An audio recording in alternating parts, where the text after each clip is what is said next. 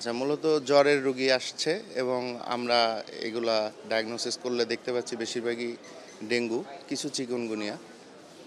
আর এবছর ওই যে পার্টিকুলার কিছু ডিস্ট্রিক্ট থেকে আসছে, বেশ কিছু বরগুনার রোগী দেখছি। আর ঢাকা শহর থেকে বেশি রোগী, ঢাকার আশেপাশে রোগী। আর মানুষ ইদানিং এই যে গত মাস থেকে ডেঙ্গু রোগী একটু বাড়ছে, হয়তো সামনে যদি আরও গরম বেশি পড়ে, শীত আসার আগে হয়তো আরও বাড়বে ডেঙ্গু রোগী। আচ্ছা, মানুষ এখনও অনেক সচেতন এবং ডাক্তাররা তৃণমূল পর্যায়ে ডেঙ্গু চিকিৎসায় অনেক এক্সপার্ট হয়েছে। সো এখন আর অত বেশি খারাপ রোগী আসছে না। আমার মনে হচ্ছে জেলা উপজেলা পর্যায়ে অনেক হচ্ছে।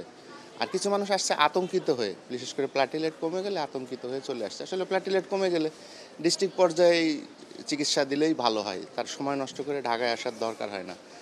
আর যেগুলা বাচ্চা, ছোট বাচ্চা, গর্ভবতী এবং বয়স্ক রোগী এবং যাদের অন্য অসুখ বেশি আছে, ডায়াবেটিস, প্রেশার, কিডনি সমস্যা, এই রোগীগুলোকে সতর্কতার সাথে চিকিৎসা দেওয়া উচিত এবং রোগীর লোকজনও সচেতন হওয়া উচিত।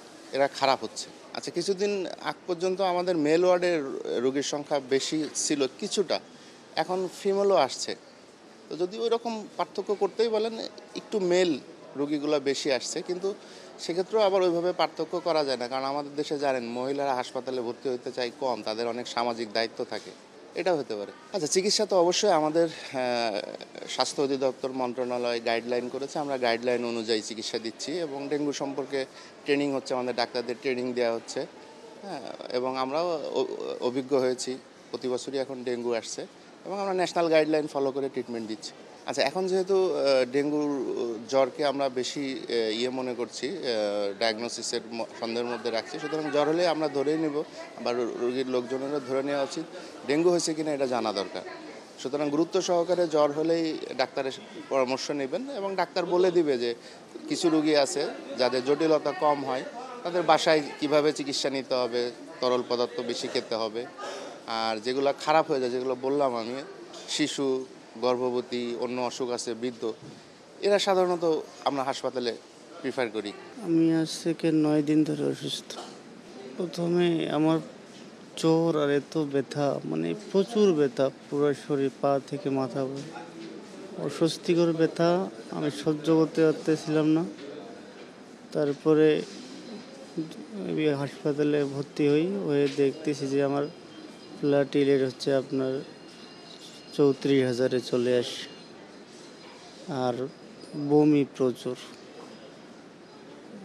আমার 8-9 দিন হয়ে গেছে, কিন্তু বমিটা এগুলো কমতেছে না আর কি, মানে খুব কষ্টকর অবস্থা। প্রথমে টাইফয়েড হয়েছিল, টাইফয়েড থেকে ডেঙ্গু হয়েছে, দুটো একলগে হয়েছে।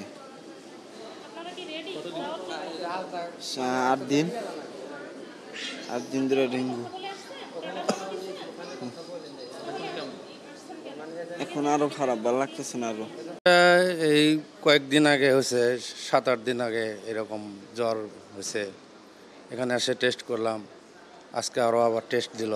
এখন বলতেছে যে টেস্ট করে নিয়ে আসেন, তারপরে দেখা যাক। কখনো বলতেছে ডেঙ্গু, কখনো বলতেছে স্বাভাবিক জ্বর। এখনও ডেঙ্গু পুরোপুরি ওনারা তো বলতেছে না। হঠাৎ করে ওই বাড়িতে জ্বর, ওই ট্যাবলেট ওষুধ খাইছে, খাওয়ার পরে দিকে জ্বর থামে না, পরে হাসপাতাল ভর্তি করাইছি। প্রথম ছিল জ্বর আসছিল সোমবারের দিন, বয়সে ডাক্তার দেখাইছি, এরপরে জ্বর কমে গেছে। জ্বর কমে গিয়ে হনে দেখি অস্ত্র করে বমি আসে, গলা দিয়ে আমার রক্ত আসে। এরপর আমরা একজনে বলছে যে ঢাকা নিয়ে যান, ঢাকা নিয়ে আসছি, পরে ধরা পড়ছে ডেঙ্গু।